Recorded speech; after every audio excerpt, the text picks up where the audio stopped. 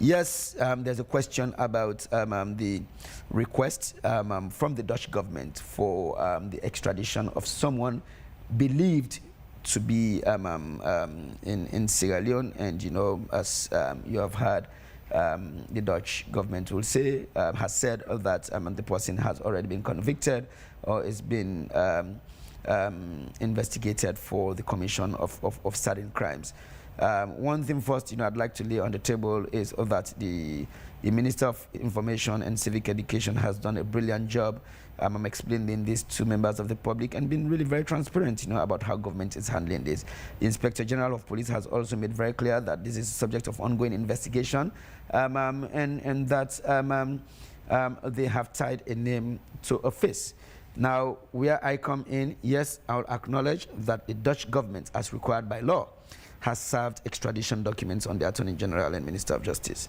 So yes, I acknowledge that I am in receipt of those documents from the Dutch government. And then what that means, when the Attorney General receives those documents, you study them. The way extradition works is that, one, the crime for which the person has been convicted or is being investigated in that other country must be a crime in the country in which the request has been made. So that will mean crime committed, you know, in the Netherlands. If those crimes were committed, or if those actions were to take place in Sierra Leone, they will also amount to criminal conduct.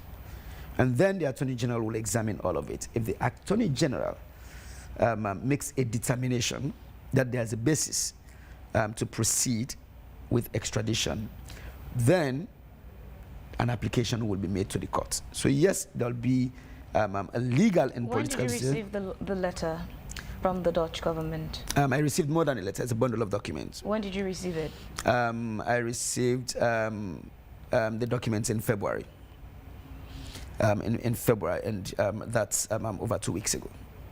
That I received the document, and once I received the document, the Minister of Information and Civic Education made a public announcement that the documents had been served on my office. So you've explained, you know, the procedure in looking into the documents. That's the theory. The practical aspect is we know that even in Sierra Leone, drugs were not drug-friendly in Sierra Leone. Yes. So clearly, those crimes, because the information is online from the news, those crimes in Sierra Leone committed would still constitute still crime. So what's next?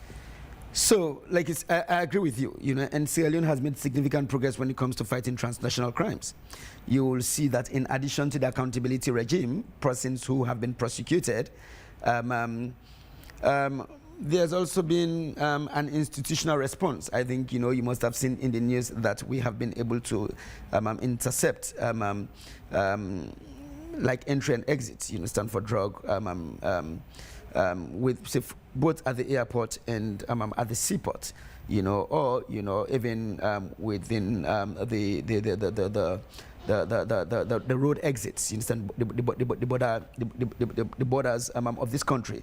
Just yesterday, there's news about a vehicle having been intercepted by our police, you know, escaped, and then, you know, by the time it got to McKinney, it was intercepted. So those responses are out there for all to see, you know, transnational crimes, same in the context of human trafficking. Yeah, so what does the government intend to do with the request from the Dutch government, the extradition request?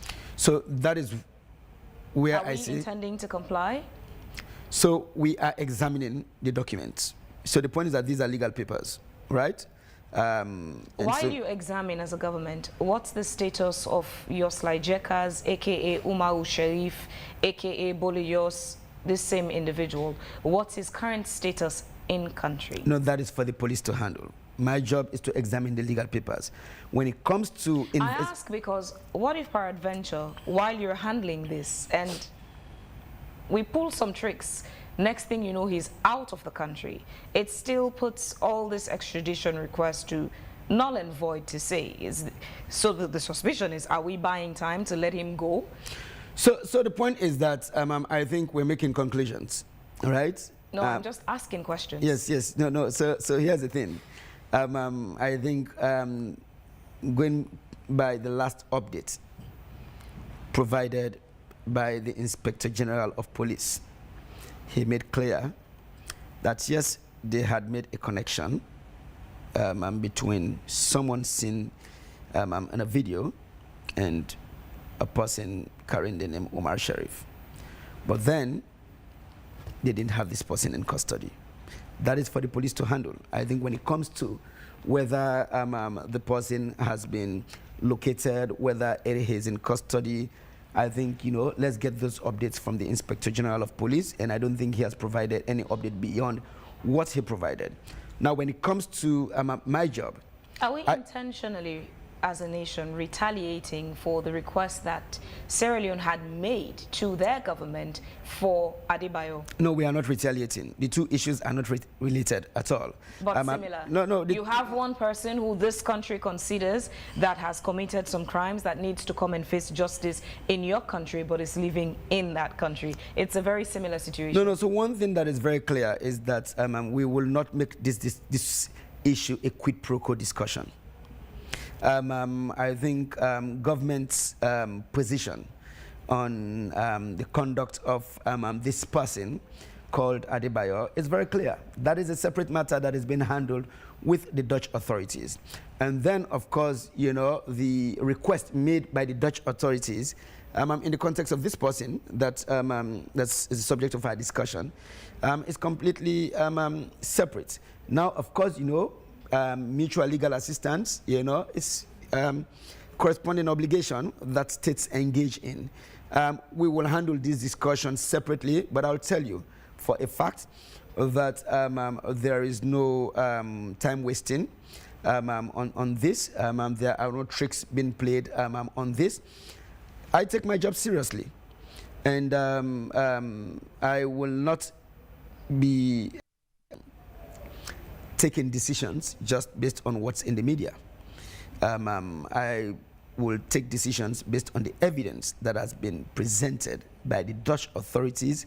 My team and I will do a line-by-line reading of those documents that have been submitted by the Dutch authorities. And then, after reading all of these, examining all of these documents, if it warrants an action from our end, we will take that necessary action. Now, what that action will be, I cannot sit here and say, because we are examining the document. When it comes to criminal conduct, that is why, in fact, I made reference to the Criminal Procedure Act. You know, even when a matter will be committed from the magistrate court, the AG's office will still need about 60 days to examine everything, to prepare an indictment. You know, because doing reviews of these documents and taking decisions on what needs to be done, these require effort, require sound reasoning, and that is how we will really approach this particular task. Finally, as we round off and let you go, we saw on the first day of the holy month of Ramadan, the First Lady making a heartfelt plea for Hawa Hunt, who is in custody, and that case had been charged to court. How does the Attorney General and Minister of Justice's office comes into play in this? Well, so the law is very clear in our constitution. Say at any stage of proceedings before judgment, the Attorney General's office can discontinue a matter. And we lawyers will say the Attorney General has like nolle prosequi powers, you know, to annul proceedings, you know, and not proceed.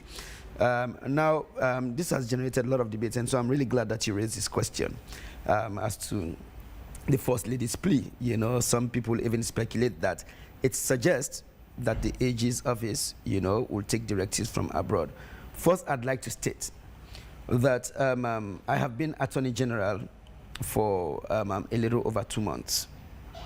During these 2 months, I have had to discontinue more than 10 cases before the courts. More than 10 I have had to discontinue. Yes, when we talk about criminal conduct, it's a matter for the state, right? But then there are several occasions in which a complainant or a victim of criminal conduct will say that I do not intend to cooperate with these proceedings, or I do not want this matter prosecuted. At that point, the Attorney General will have to make judgment as to whether it's the right use of the state resources for us to continue prosecutions. Of course, there are those criminal conducts, such as sexual offenses, in which the law is very clear, or in which, I'll take a principled decision that whether the victim cooperates or not, whether the victim wants it or not, I will not discontinue proceedings. Yeah, but you just speak to this one. This is one case in question, Howard Hunt. What is your intention from the First Lady's plea? Are we going to discontinue that? Should people expect Howard Hunt walking free? End of the case. This is a specific case. Yes, so in the context of this specific case, it is my understanding that our Hunt's lawyers will renew the bail application. And to be very clear, is that I do not intend to object to the bail application. But then, noting that the matter had already been committed to the High Court. And then Howard Hunt has not appeared before the High Court. And so there are legal processes in discontinuing that matter. But if you want me to make a very public announcement on what the position of the office is that one, we will not object to bail application for Howard Hunt, and then two, noting that the impact of the victim on the victim is now like minimal based on what we've had, and then noting the number of cases that I have to deal with in my office, for which I need to maximize the use of my resources. I will say in very clear terms that yes, we will discontinue the matter against Howard Hunt. Would this constitute as another case of orders from above? No, it will not be orders from above, and that is why I said, if I just wrap this up, that is why I said, since I have become Attorney General, I have had to discontinue, I think I can count up to 13 cases. All of these 13 cases have had nothing to do with the presidency.